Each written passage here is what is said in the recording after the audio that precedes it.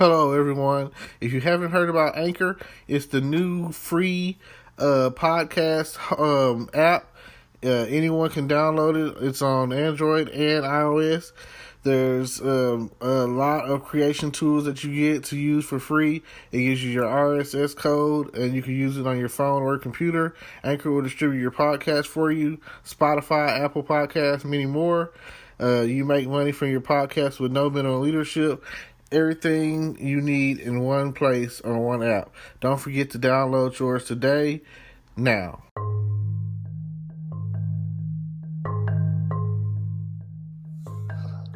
Hello, everyone. How y'all doing today? Today is April 30th, 2020, and it's about 11:30 p.m. And I just wanted to say this. Bye Corona Curfew. Tomorrow is May 1st, and it marks the first day of the city or the state of Texas reopening its state and getting rid of the quarantine and the curfew that they've had in place for, I don't know. I mean, I kind of lost track. I know it happened. I know it's been at least a month. I want to say, let's just go with that. That's long enough, right? It happened back in March, and it's just, it's been spiraling down ever since. And everyone has just been stuck at home and in quarantine mode. But I will say this. Every time a state has opened, there have been hundreds, if not thousands, of new cases of contamination from coronavirus. So I will have to say that I think I'm still going to sit this one out. I'm still not comfortable. I went to Walmart today, and man, as much as I love my outings at Walmart, I still feel like the ones who need to be wearing masks aren't wearing masks. People are in there coughing, and I can say this. I don't know if my internal thermostat is messed up or what's going on, because one minute I feel like, oh man, I'm hot and I'm sweating, and oh man, I need to turn the air on. And then next thing I know, the air is on, and I'm like, oh my God, I'm freezing. Like, I don't know. And then in the morning, I'm riding around with the windows down, because it's such a beautiful day. Even when it rains over the past few days, it's been raining over at nighttime, and it only it only rains enough for you to get that good sleep. But the next thing you know, you wake up in the morning, and it wasn't like the rain wasn't as strong as you thought it was, because really, I can't remember the last day of this week when it rained. Maybe Tuesday, I think. I know it rained a week ago, last Friday, pretty hard. And I'm talking about like some thunderstorms, some Back to the Future style weather. And I was like, oh my God, I can't believe that, we're getting this kind of rain right now.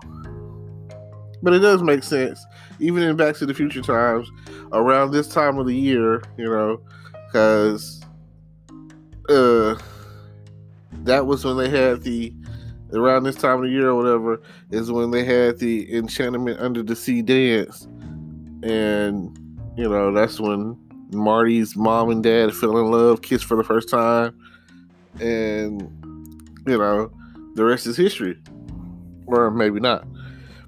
But the past few days, I've been noticing a lot of activity.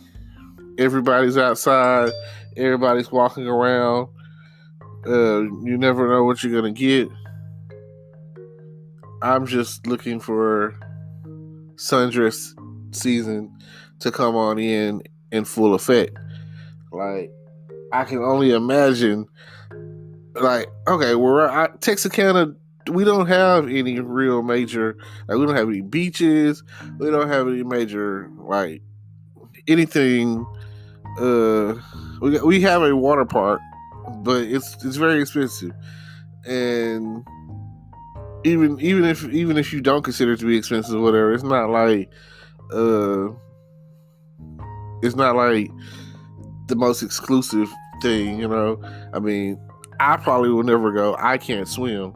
Um, and then secondly, I'm from here, so the goal to go to get away, you know, is to see new people and get away from it all. So I would more likely go to hot springs and check out Magic Springs or whatever. Even though the last time I went, it looked kind of like it could use a touch of paint, a little update, a little maintenance here and there. But again, I was in the wavy pool, you know, and some might consider that to be kind of kiddie or juvenile. But again, I can't swim. I mean, if I went to the beach, I would not get in the water because I've seen all this. I watch SpongeBob, you know. I've seen all kind of starfish and jellyfish, and I watch Baywatch, you know what I'm saying, and sinkholes or whatever. I am only there for the same reason that any other man should be at the beach, for the ladies, for the bathing suits, for the swimwear.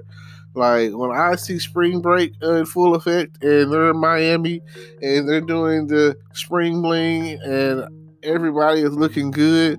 Oh my God, that is the best thing ever. Like nothing like a bunch of horny college students out there getting drunk, screaming, yo, Kappa Phi Beta, whatever, you know, Psi this and Delta that, you know, whatever you are out there, Omega Psi Phi or Kappa Alpha Psi or A Phi A or whatever, you know what I'm saying? Or you might be screeching or whooping and whatever you got going on out there on that beach. You're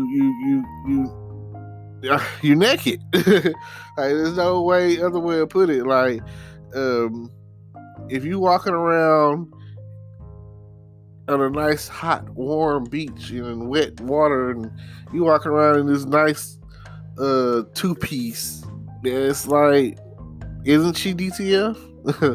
Like of course she is, you know. You're from out of town, you know. Let's say that I'm from Wisconsin, you know, and let's say that I'm from Milwaukee or something, you know, just throwing something out there. I don't know, places I've never been.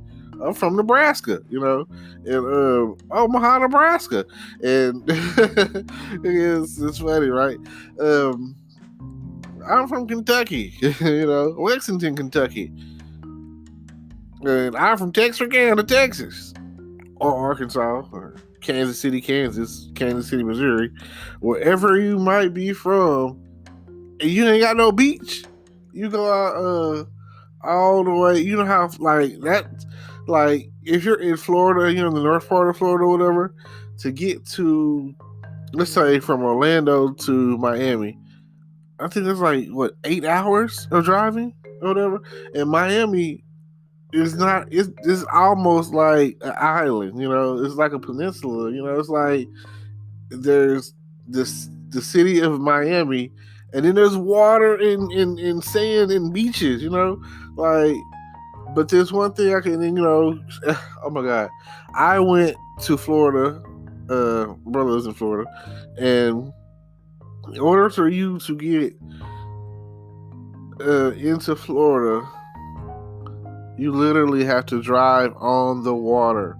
Like if the water is too high, I don't know. I don't know what they do because, like the last time that in 2005, I drove to Florida and oh my God, like I want to say at that point in time, it was me, my mom, my sister, and my niece. It was a real trying trip. It's from where I live, Texarkana, all the way to Palm Bay, Florida. That's 15 hours of driving, you know. And back then, we didn't have the technology of GPSing or whatever. So we had like MapQuest maps printed out with directions, and yeah, you can only imagine how that went. So It was quite the adventure trying to get there, especially since from between now and then they've built all these new highways and bridges and ways to get there that, for my brother, when they come to see us, they, now we got GPS and everything, better, iPhone and everything, and it's like so much easier. But going into Florida, I'll never forget that the water was like slushing under our feet. Under, like, the bridge was made of metal, and it's like, and people from Florida, Pensacola or something like that, can relate to what I'm talking about, because coming in, that's exactly where you got to hit Pensacola, and then Jacksonville, and then you hit to I-95, and then that's when you're up or down, boom, going down, and a couple hours later, we're at our destination. So, but coming across, man, I would say we was on the thing for a good 30 minutes to an hour of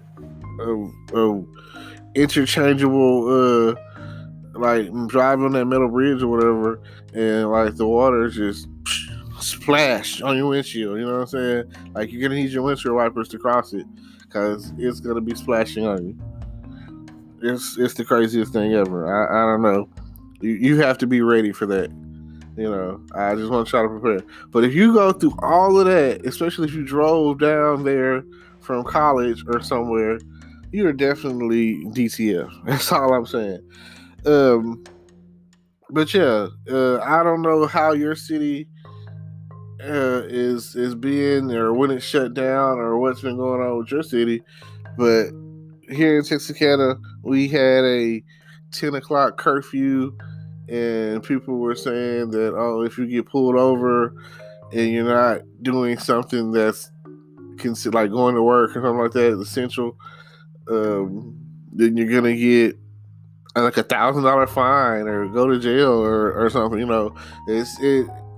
They made it to where at least they scared you enough so where you were like, oh man, I'm not getting out. I know a lot of people lost money because, their business is not 100% legal, selling drugs. I'm sorry, not trying to be a snitch, but, y'all know how it is.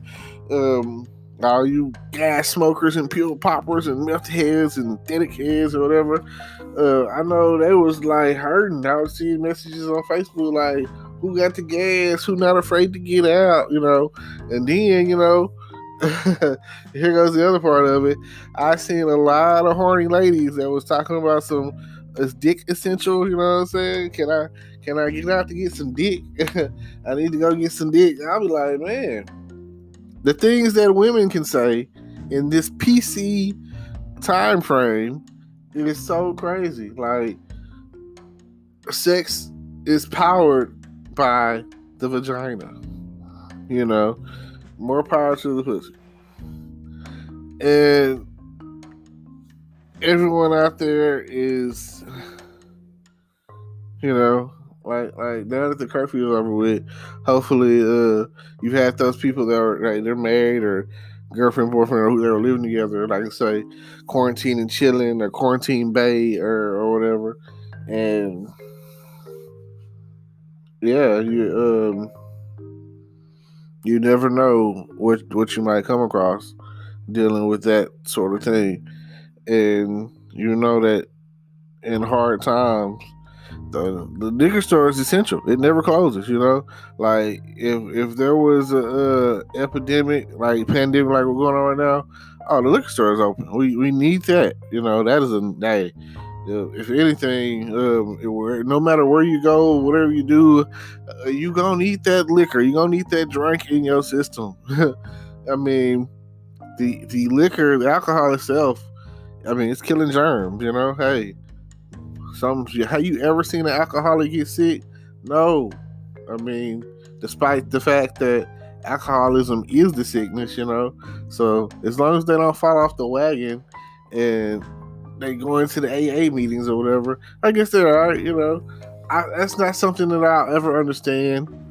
Addiction, especially alcoholism, because I'll see people on television shows and movies, and I got family members that are drunks, and alcoholics and whatever you want to call it, and ain't nobody ever tried to promote or push to them to stop drinking or stop acting the way they act at family functions or whatever. No, we just laugh at them and keep it pushing. Ha ha. Cousin such and such, just fell over drunk, go around and this and that, and it's just funny to us, Because for one, like I say, it's like going to the club, going to a family function. You've got to be drunk. You got to be kidding me. Like, of course, there's food, but after the food is done, you still have to deal with noise talking and people prying about your personal life and, all these things or whatever. And chances are, a lot of people aren't happy with their personal decisions or whatever. So, a lot of people are out there like, oh, I need a drink. And that is definitely what you're going to get. You're going to get drunk. I mean, no matter if you were a liquor drinker or a beer drinker or what, But I see a lot of movies and TV shows where people who are alcoholics and go to AA meetings or whatever have this addiction, alcoholism and whatnot, will buy a drink to stare at it. Sit there and stare at it and try to decide if they want to drink it or not. Oh my God. And a lot of times I see people go, it's almost like they're trading one addiction for another, because they'll go and then I see them, they're eating donuts and drinking coffee, or maybe they're smoking cigarettes or whatever. And I use the example I'm going to talk about is Shameless, where I remember where Lip started going to AA meetings or whatever. And I mean, he already smoked cigarettes, so man. And then I remember, okay, but he gets it from his dad, Frank, on the show. He's the dad, and he's an alcoholic. He was never trying to go to an AA meeting or whatever, and he drank breakfast, lunch, and dinner until he passed out, going to sleep or whatever. And then he talked to Fiona one time and told her, "You're an angry drunk." Now, angry, he was like, explaining the difference. He was like, a friend drunk is like, oh, they get to drinking, they're the life of the party. Angry drunk gets drunk, want to have a fight. And I was like, man, now that he said that, and I listened to what he said, and some of the stuff that Frank be saying on that show is like mind blowing, And if you've never seen the show Shameless, I'm that is like that is the America right there. That is like the American way for some of the stuff they got on going on. Like, it don't matter, like what you got to do to survive. If you're shout out the South Side of Chicago, based off of some of the things I've heard, shout out corporate business or whatever. I watch his YouTube stuff, but based off of what I've heard or seen, and people just like running away from that to get to anywhere else, like that is America right there. That is the American dream. Because between there and places like South, like Los Angeles or whatever, like if you anywhere, you living in the hood, and you in the struggle, you doing whatever it takes to survive, put food on the table, take care of your kids, try to stay away from gang activity, try to stay away from just anything negative. And you trying your best, like hey, hands go up to you, because some of y'all out there thinking you living in the hood when you really don't know. There's some hoods out there that's like, hey, you ain't from there. You don't want to, hey, you might want to get on down. And that's all, I know that I've been to some places or whatever, and I remember I first was hearing about Oak Cliff, that's my hood. And then when I went to Dallas and seen Oak Cliff, I was like, Oak Cliff, that's my hood. What y'all mean? It's nice houses, that's a brick house right there. Where I come from, hood mean that you poor, that you broke, that y'all living in. Y'all got shotgun houses everywhere, trailer houses everywhere. Like, ain't nobody, like, people ain't got no job. People like struggling, government money, like. But hey, it's fakers and shakers out there all day, every day. So, or whatever. But I'll leave this to y'all. Feel free to turn up. The curfew has been lifted. Shout out Texas. Shout out Texarkana. I'm sure that the clubs will be opening soon. And when the clubs get right, I'm probably still not gonna go to them because it's just not my thing or whatever. Too much smoke. I don't want the smoke. I'll pass. And I'll leave you with this. Check out the description down below. More details. I got a YouTube channel. Check me out on there. Follow me, subscribe, like, comment. Feel free to comment on here. And then check out all the links that I got of everything I got going on in the description. And I'll definitely have to see y'all later. And peace.